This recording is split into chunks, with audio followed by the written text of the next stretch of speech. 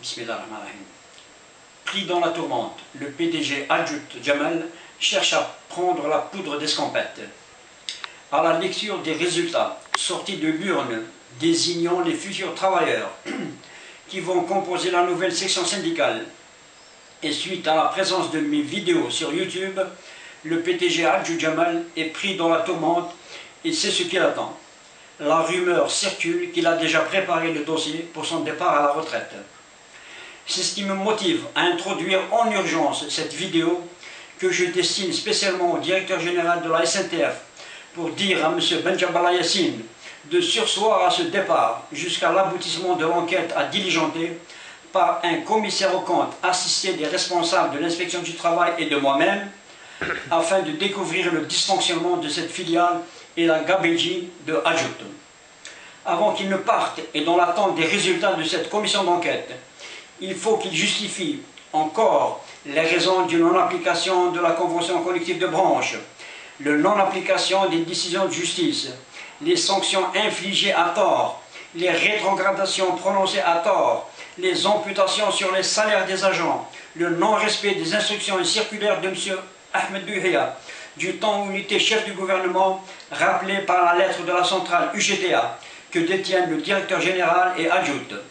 Les documents inhérents à ces affaires sont en notre possession et seront mis à la disposition de qui de droit. La nouvelle section syndicale va certainement se rapprocher du directeur général afin de retarder le départ à la retraite de Adjout jusqu'à l'aboutissement de l'enquête. Nous ne voulons pas qu'il continue de bénéficier de protection et d'impunité qui ont fait de lui le tyran, le diable de la filiale. Nous demandons à ce que justice soit faite et que le ou les coupables soient sévèrement sanctionnés à la hauteur du mal qu'ils ont commis. Comme cette vidéo sera transmise à M. le ministre du Travail, le ministre des Transports, au Premier ministre M. Sindel Abdelmalek, à M. le procureur de la République du Sindé, je demande aux journalistes de la presse écrite et parlée de bien vouloir nous recevoir afin que cette affaire d'exploitation des travailleurs, soumise à la botte d'un dictateur, d'un tyran, fasse tache d'huile et produira un effet positif sur les entreprises qui continuent de faire travailler des citoyens sans déclaration à la sécurité sociale, sans contrat de travail, sans fiche de paye, avec un chantage permanent, etc., etc. Il faut que les inspections du travail